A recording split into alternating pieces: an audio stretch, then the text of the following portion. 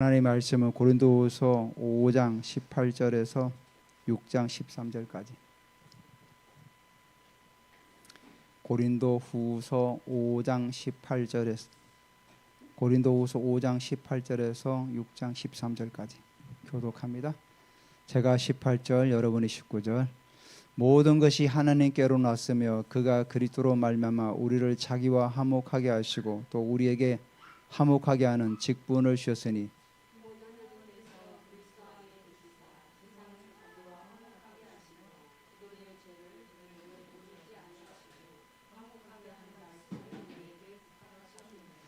그러므로 우리가 그리스도를 대신하여 사신이 되어 하나님이 우리를 통하여 너희를 권면하시는 것 같이 그리스도를 대신하여 간청하노니 너희는 하나님과 화목하라.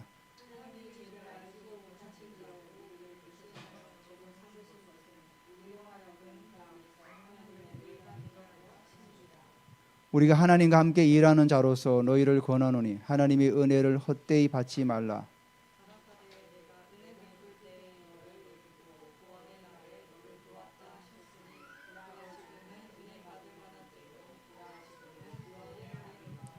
우리가 이 직분이 비방을 받지 않게 하려고 무엇이든지 아무에게도 끄리끼지 않게 하고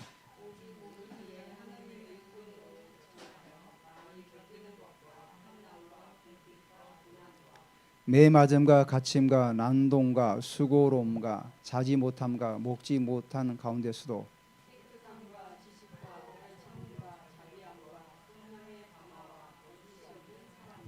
진리의 말씀과 하나님의 능력으로 의의 무기를 좌우해 가지고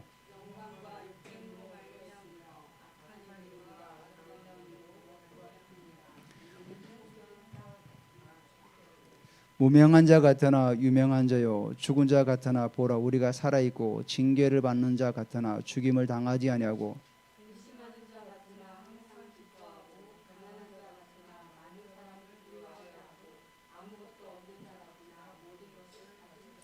고린도인들이여 너희를 향하여 우리의 입이 열리고 우리의 마음이 넓어졌으니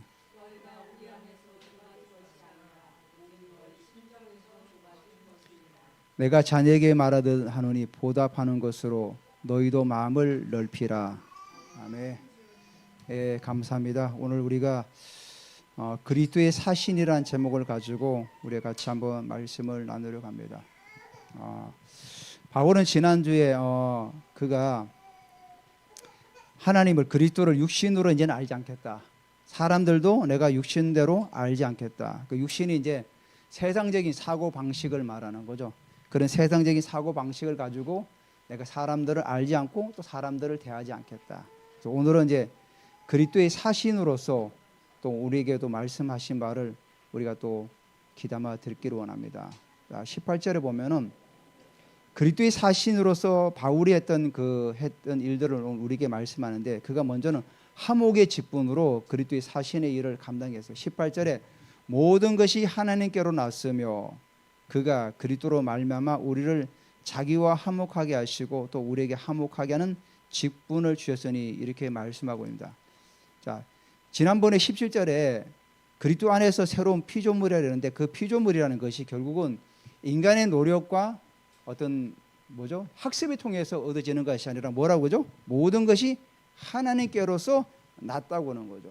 그러니까 하나님께 났기 때문에 그가 새로운 피조물로서 세워질 수 있었다 이렇게 말씀하는 거죠.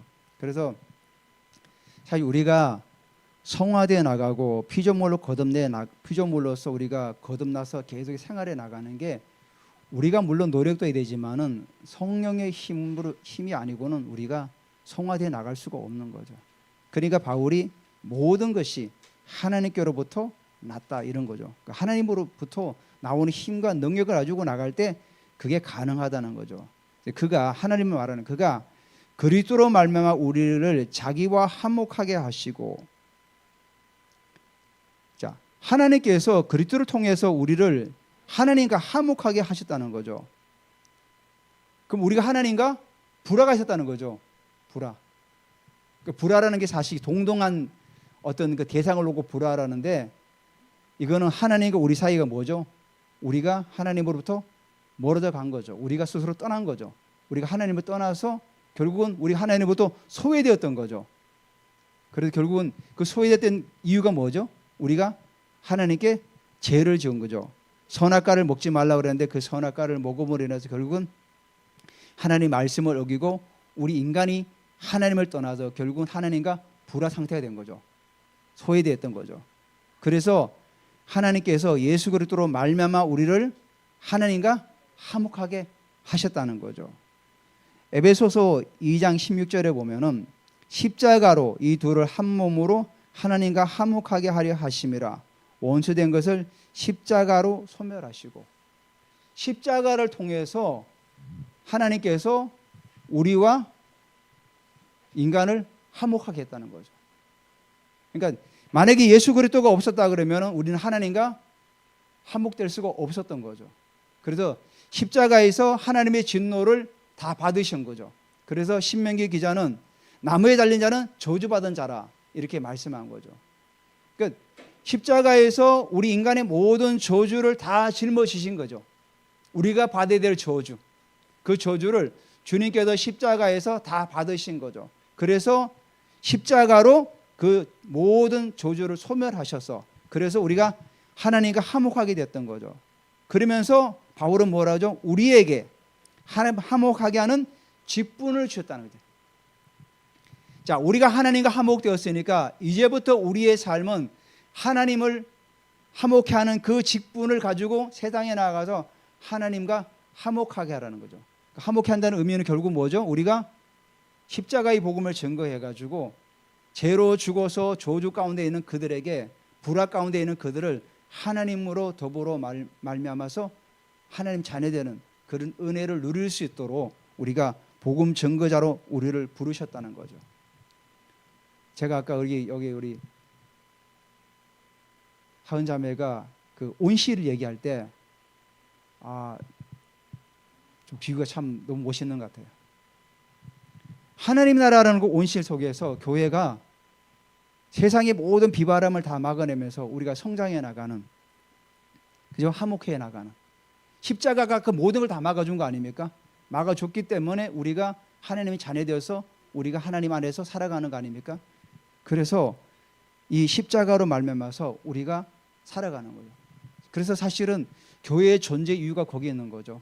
하나님 나라를 이 땅 가운데서 회복시키고 하나님 나라를 확장해 나가는 그 일을 우리가 세워나갈 수 있도록 하나님께서 우리에게 은혜를 부어주신 거죠. 그래서 우리에게 화목하게 하는 직분을 주셨다는 거예요. 직분을.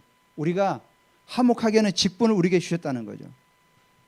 그게 바로 우리가 이 땅에 교회가 존재하는 이유라는 거죠. 19절 하나님께서 그리스도 안에 계시사. 자, 19절에도 하나님께서 그리스도 안에 계시다는 거죠.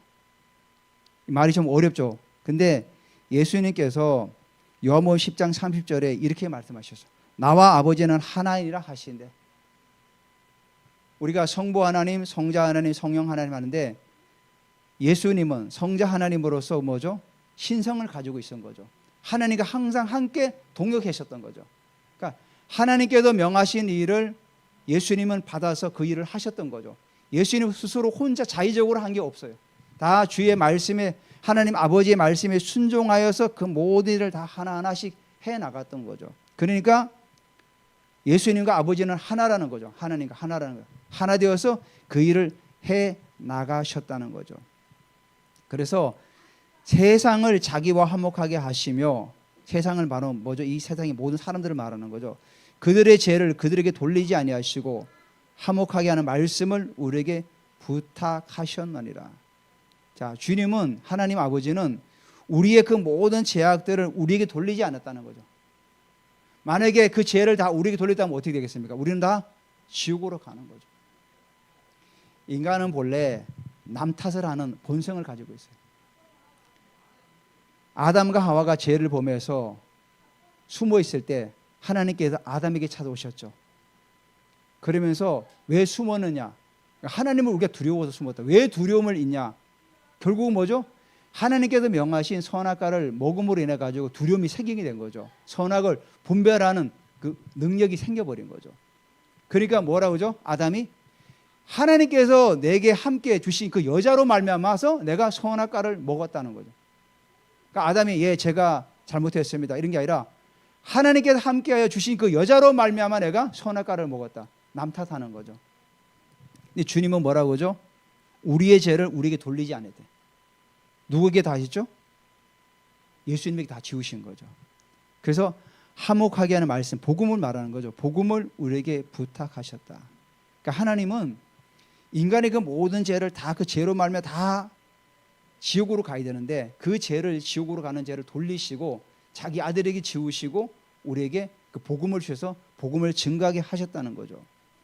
그래서 20절에 그러므로 우리가 그리스도를 대신하여 사신이 되어. 사신이라는 이 단어가 사실은 옛날에는 노인이 되다 이런 말이었어요. 근데 나중에 이제 대사가 되고 여기서 바울이 사신이라는 이 단어는 황제의 뭐죠? 칙사예요. 황제의 칙사. 자, 황제가 어떤 나라를 갈 때 먼저 누구를 보내요? 칙사를 보내죠. 그리고 황제 대신에 어떤 중요한 일을 할 때 칙사를 보내죠. 그를 뭐 정권 특명 정권 대사라 그래서 보내죠. 보내서 보내는데 어떻게 합니까? 우리 옛날에 조선시대 때 조선시대는 사대를 했죠. 명나라에다가 사대를 하면 어떻게 합니까? 왕이 명나라에 칙사가 오면 어떻게 합니까? 손수 나갔어요. 나가서 예전에 그 독립을 있는 자리가 예전에는 그 칙사를 그 맞이하는 자리였다고 하더라고요. 거기 나가가지고 칙사를 맞이한 거예요. 그 칙사가 뭐 대단한 사람입니까? 황제의 대신해서 온 사람이기 때문에 그를 대우하는 거죠. 그 칙사의 직분은 뭐 그 나라에서 뭐 어떤 직분을 가지고 있겠지만은 칙사를 올 때는 황제를 대신하고 오기 때문에 조선의 왕이 나가 직접 거기 무릎을 꿇고 아뢰나고 황제의 얘기를 듣는 거죠. 그 칙서를 들어요. 그만큼 이 대사가 그렇다는 거죠. 그래서 우리가 하나님께서 우리를 통하여서 이 땅 가운데서 하나님의 뜻을 전하라고 우리에게 특명 정권을 우리에게 맡기신 거예요. 하나님께서 다른 사람에 맡긴 것이 아니라 우리에게 하나님의 대사 일을 맡기셔서 그 일을 감당하도록 우리를 부르셨다는 거예요. 그래서 20절에 우리를 통하여 너희를 권면하시는 것 같이 그리스도를 대신하여 간청하는 너희는 하나님과 화목하라. 자, 바울이 고린도 교인들에게 하나님께 우리를 그리스도의 대신 우리 사신 우리를 부르셨어. 그래서 하나님께도 우리를 통해서 너희를 권면하시는 것처럼 그리스도를 대신하여 예수 그리스도 대신하여 너에게 정말 간청하노니 너희는 하나님과 화목하라. 자, 이 말에 한번 우리가 주목하길 바랍니다. 그러면 고린도 교인들이 지금 하나님과 화목하라는 이 바울의 말을 통해서 고린도 교인들은 그럼 전부 다가 지금 다 불신자 상태로 있는 건가요? 그렇지는 않죠. 고린도 교인들도 바울이 전한 복음을 통해 가지고 어떻게 되었습니까? 복음을 받아들이고 하나님의 자녀가 되었어요. 하나님의 자녀가 되어서 살아가는데 바울이 오늘 20절에 화목하라는 이 의미는 무슨 의미를 가지고 있죠? 바울이 떠난 뒤에 거짓 교사들과 거짓 사도들이 와가지고 바울을 비난하고 복음으로 자꾸만 멀어지게 만들었던 거죠. 그러다 그런 의미를 가지고도 화목하라는 의미를 가지고 있고 또한 뭐죠? 성화 좀 되어 나가라.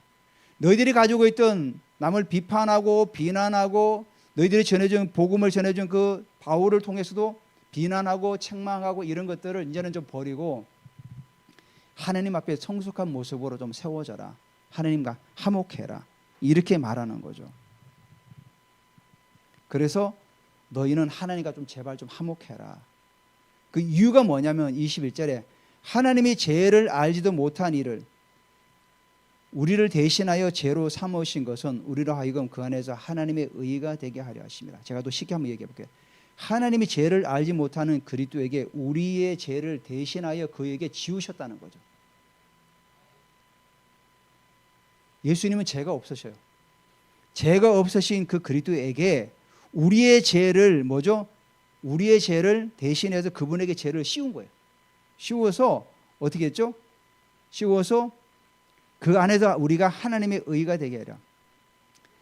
그러니까 하나님께서 죄를 알지도 못하는 그리스도에게 우리 죄를 거기에다 씌우신 이유는 결국은 뭐냐면 우리가 예수 그리스도 안에서 하나님의 의가 되게. 쉽게 얘기해서 우리는 죄를 가지고 이 죄를 그리스도에게 보내고 그리스도가 가지고 있는 그 의를 우리가 전가받는 거예요. 전가받는 거예요. 한마디로 우리 안에 있는 그 모든 지혜들을 다 그리스도에게 보내버리고 예수 그리스도께 가지고 있는 그 거룩한 의, 칭이라 그죠. 그 의를 우리가 덧입는 거예요. 받는 거예요. 전가된 거예요. 그걸 말하는 거예요. 그래서 우리가 칭이라고 할 때 의롭다 칭한다 그런 거죠. 우리는 본래 죄인이야. 죄인인데 예수 그리스도 의로 말면 우리는 의롭다고 칭함을 받는 거죠. 그래서 그걸 이신칭이라고 그죠. 한문으로 이신칭. 의롭다고 칭함을 받는다. 그래서 우리가 하나님의 의가 되게 된 거죠. 우리는 본래 죄인인데 예수 그리스도로 말미암아 우리가 의인이 된 거죠. 의인이 된 거예요. 그래서 로마서 3장에 나오죠. 모든 사람이 죄를 범하였음에 하나님의 영광에 이르지 못했다. 그 의미가 뭡니까? 모든 사람이 다 죄를 범했기 때문에 하나님의 영광, 그 의에 이르지 못하는 거죠. 근데 예수님께서 오셔가지고 우리의 죄를 대신해서 지시고 십자가에 죽으시고 부활하셔서 그 예수님에 있는 그 의가 우리에게 덧입게 되어서 우리가 하나님의 의가 되고 하나님의 자녀가 된 거죠. 그리고 결국은 뭡니까? 우리가 스스로 노력해서 우리가 하나님의 의가 된 것은 하나도 없다는 거죠. 우리의 노력이 조금도 가미되지 않고 전적으로 하나님의 은혜로 말미암아 우리가 하나님의 자녀가 된 거예요. 그래서 바울이 그리스도의 사실은 두 번째로 뭐라고 하냐면은 하나님과 함께 일하는 자라는. 처음에는 뭐라죠? 하목의 직분을 가지고 일하는 자지만 이제는 뭐죠? 하나님과 함께 일하는 자. 6절에 나오죠. 우리가 하나님과 함께 일하는 자로서 너희를 권하노니 하나님의 은혜를 헛되이 받지 말라. 사실 원문에는 헬라 원문에는 하나님이 없어요. 뭐라고 했냐면 우리가 함께 일하는 자로서 너희를 권하노니 하나님의 은혜를 헛되이 받지 말라. 근데 우리 개역 개정에서는 하나님을 넣었어요. 근데 이게 문맥상 맞아요. 하나님이 들어가는 거 맞죠. 바울이 그럼 누구와 일합니까?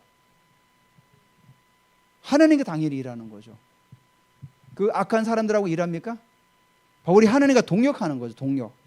우리가 하나님과 함께 한다는 거 동역하는 거. 동역자로서 너희를 권한다는 거죠. 하나님의 은혜를 헛되이 받지 말라. 우리도 제가 늘 기도한 동역자가 필요합니다. 여러분이 우리가 함께 하나님 동자가 같은 동자예요. 동역. 그 역자가 일하다는 역자 아닙니까? 동역이라는 게 같은 일을 하는 사람이에요. 우리 모두는 동역자들이 하나님의 일을 같이 하는 동역자들이에요. 목사님만 하고 우리는 그냥 구경만 하는 것이 아니라 여러분도 우리가 함께 동역하는 거죠. 여러분은 찬양으로 또 때로는 드럼으로 피아노로 모든 걸 같이 하는 거죠. 동역자들이죠. 우리가. 그러니까 바울은 항상 하나님과 동역했던 거죠. 그러니까 이게 나오죠.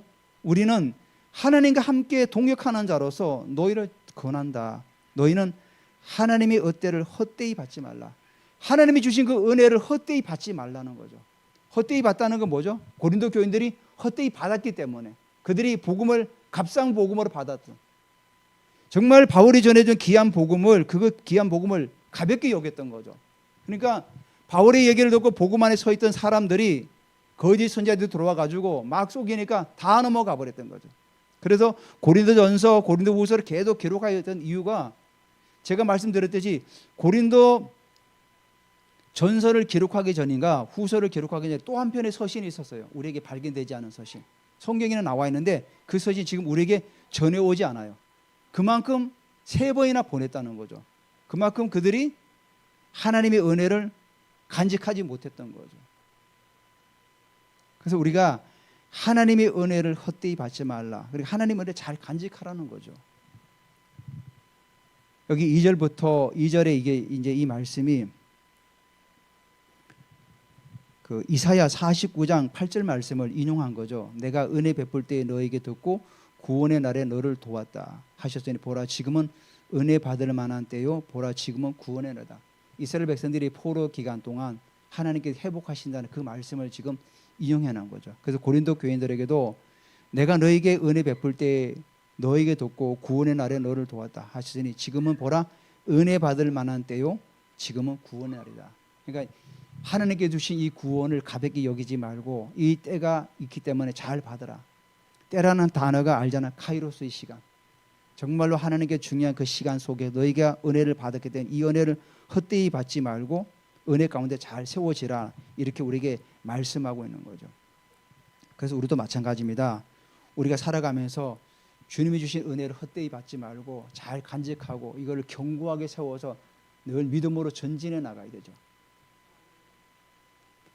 그래서 바울은 화목하는 직분, 함께 일하는 자로서 3절에 우리가 이 직분을 비방을 받지 않게 하려고 무엇인지 아무에게도 꺼리끼지 않게 하고, 자, 바울이 주신 이 직분을 가지고 복음을 열심히 전해 나가다가 때로는 비방을 받을 때가 있지 않습니까? 근데 이 바울은 이 비방을 받지 않으려고 어느 누구에게도 꺼리끼지 않게 살아왔다는 거죠.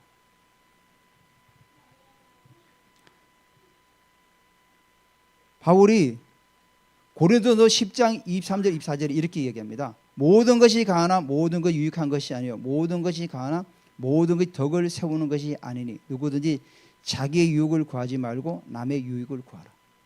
이 말이 무슨 말입니까? 아무리 그것이 뭐죠?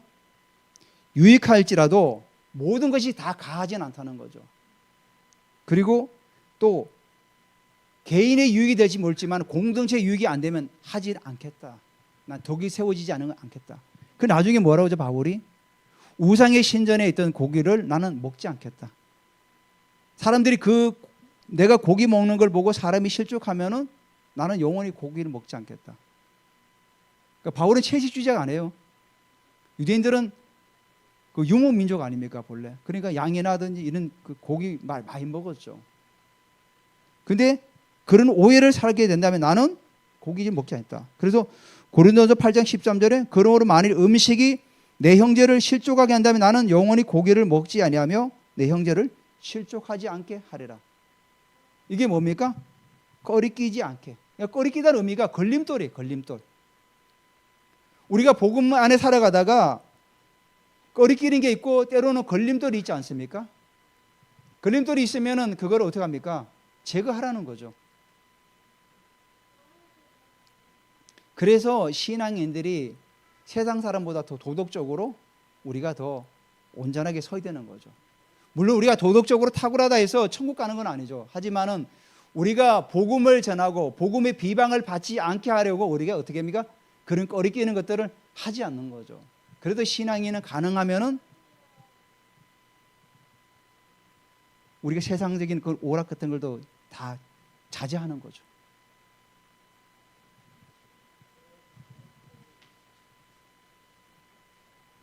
바울이 그 복음을 전하면서 그가 이런 비방을 받지 않게 하려고 조금이라도 복음에 흠이 가지 않게 하려고 그런 꺼리끼는 것들을 하지 않았다는 거죠.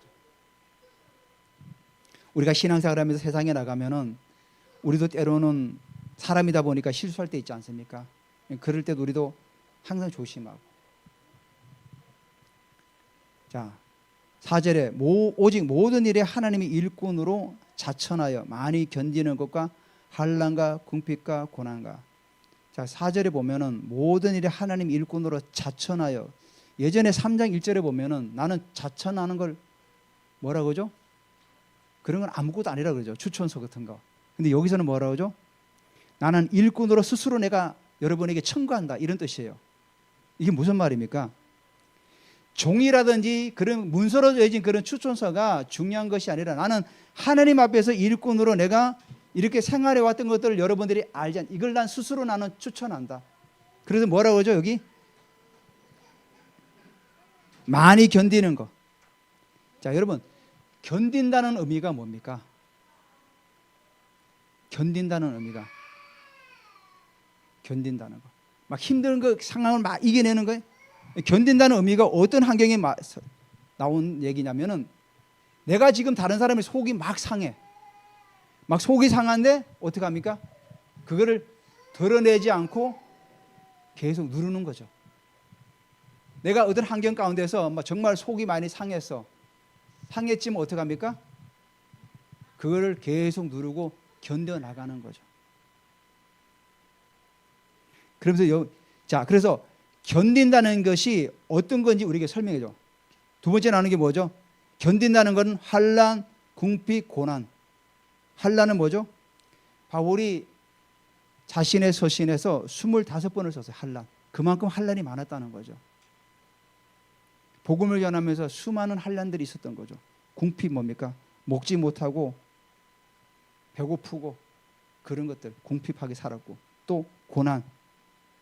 이 고난이 그 원어적인 의미를 보면은 사람을 좁은 공간에 몰아놓고 막 그 뭐죠? 압박하는 거예요. 왜 사람들을 왜 예전에 고문하는 방식들을 보면은 사람을 상자 속에 집어넣는 경우도 있잖아요. 그런 의미예요. 그런 의미.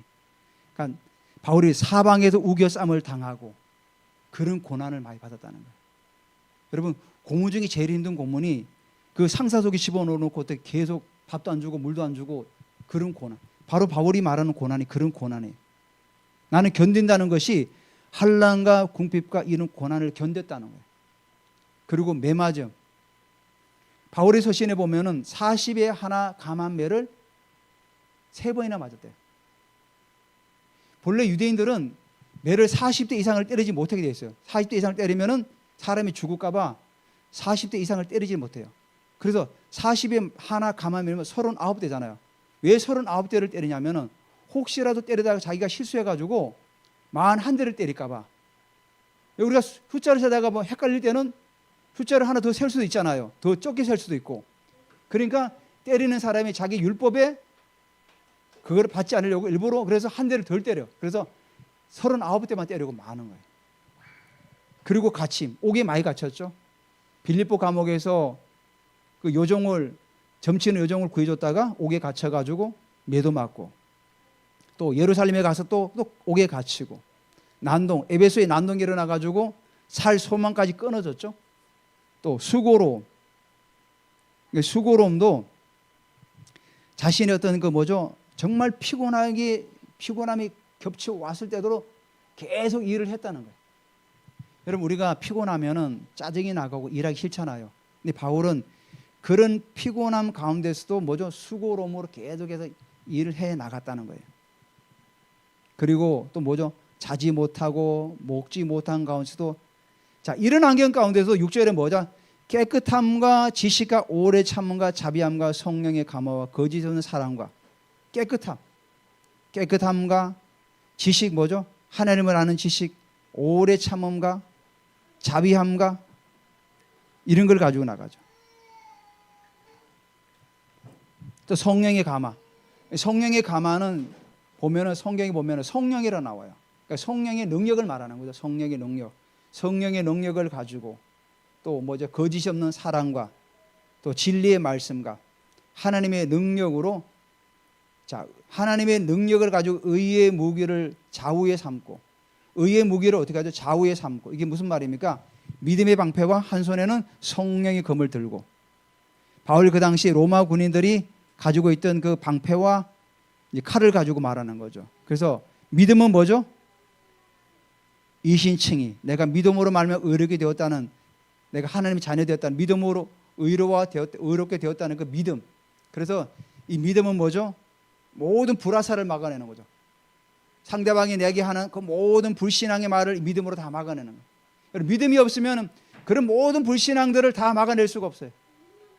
우리가 신앙생활하면서 사람들이 때로는 부정적인 얘기, 또 내를 험담하는 얘기, 뭐 그런 얘기할 때 내가 믿음의 경고에 서가지고 이걸 막아내지 않으면 다 맞아들이는 거예요. 여러분, 불화살 맞으면 어떻게 됩니까? 죽어요. 완전히 불신자처럼 다 죽어버리는 거죠. 그러니까 한 손에는 믿음의 방패를 들고 이 모든 불신앙들을 막아내라는 거예요.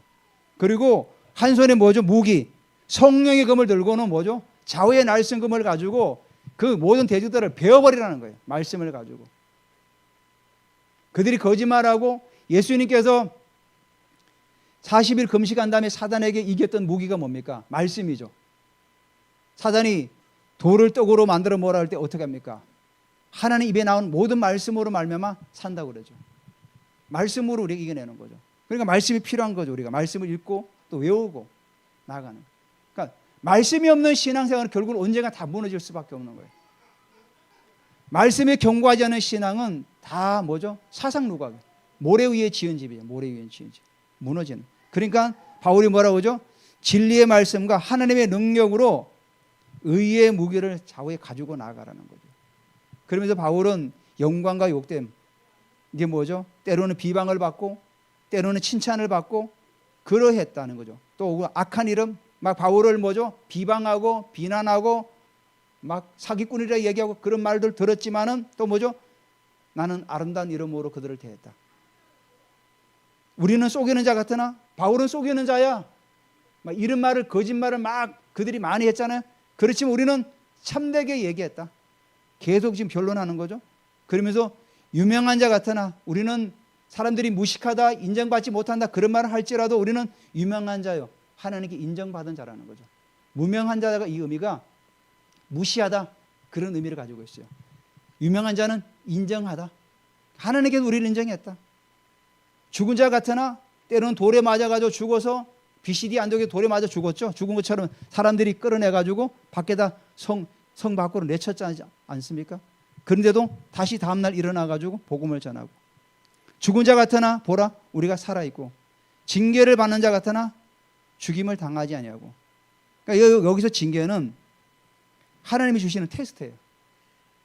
자, 여러분 징계를 많이 받는다고 해서 하나님이 그 사람을 싫어하는 겁니까?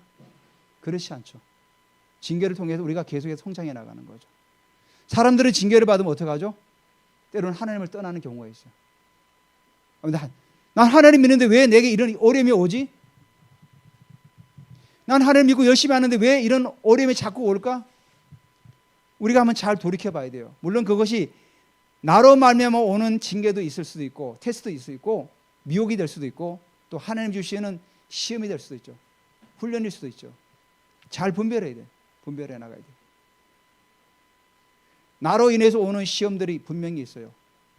자, 내가 가난의 영이 내 안에 있으면 어떡합니까? 자꾸 거기에 끌려다니는 거예요. 끌려다니는 거예요. 그럼 자꾸 그런 데 노출되는 거예요. 사단에게 노출되는 거예요. 내가 자꾸 부정적인 사고를 가지고 있으면 사단에 거기에 노출되는 거예요. 그게 바로 뭡니까?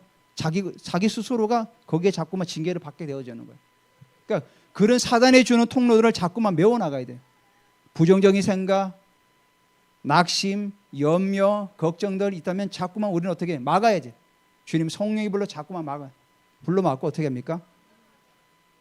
든든히 세워나가야죠.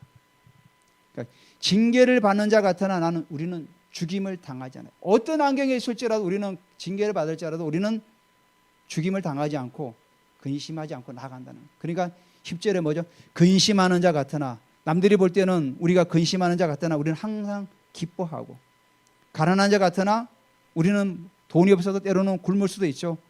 밥을 못 먹을 때 있지만은 많은 사람을 부욕해 하고 많은 사람들이 영적으로 부욕해 하고 힘을 주고 능력을 주고 나아가는 거죠.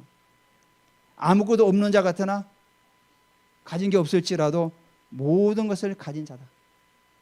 바울이 4절부터 10절까지가 바울이 복음을 전하면서 견딘다는 게 어떤 건가를 보여주고 있는 거죠.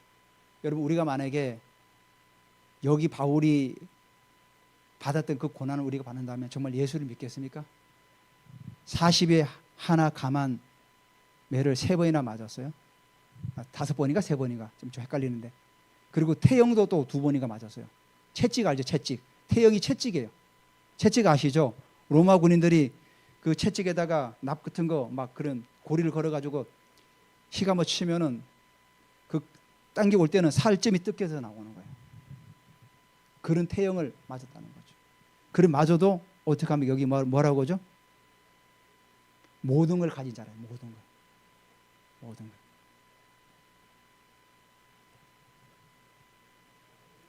그래서 마지막으로 11절 13절에는 고린도인들에게 마음을 넓히라고 권면합니다. 고린도인들이여 너희를 향하여 우리의 입이 열리고 우리의 마음이 넓어졌으니 지금 이렇게 말하고 있죠. 이미 뭐죠? 너희들이 그렇게 옹색하게 한다. 우리는 이미 마음이 열려. 현재 완료형이에요. 너희들이 예전에 우리를 비방하고 그럴지라 우리는 이미 그때도 마음이 열려 있었다. 마음이 열려 있다. 우리 이미 다 포용할 수 있도록 마음을 지금 열어놓고 있었다. 그리고 12절은 이제 너희가 우리 안에서 좁아진 것이 아니라 오직 너희 심정에서 좁아진 것이라. 자, 이걸 공동번역에 이렇게 번역했더라고요. 여러분을 대하는 우리의 마음이 옹색한 것이 아니라 여러분이 자기의 마음을 스스로 옹색하게 만들었다. 그러니까 너희들이 스스로 옹색하게 우리가 너희들을 마음을 옹색하게 만든 게 아니라는 거죠. 그렇기 때문에 13절에 내가 자녀에게 말하듯이 말하노니 너희 마음도 좀 넓혀라. 그러니까 우리가 하나님 나라를 생각하면서 좀 더 우리가 생각을 넓게 가지고 또 뭐죠? 우리가 더 깊게 생각하라는 거죠. 왜냐하면 예수님께서 너희 안에 하나님 나라가 있다고 그랬지 않습니까? 하나님 나라가 물론 우리가 어떤 보이는 것도 있지만은 우리 안에 하나님 나라가 있는 거죠. 우리 안에 하나님 나라가 없을 때 어떻게 합니까? 더 옹색하게 되고 더 궁핍하고 이런 환경 가운데서 우리가 좌절하고 넘어지고 자빠지고 나아가는 거죠. 그래서 우리가 하나님의 그 은혜 가운데서 그 능력으로 말미암아서 우리의 속사람은 날마다 우리를 단련시켜 나가야 돼요. 계속해서 단련시켜 나가서 우리가 하나님 은혜 가운데 성장해 나가서 정말 하나님 나라 일꾼으로서 군사로서 쓰임 받는 은혜가 있으시기를 예수 그리스도 이름으로 축복합니다.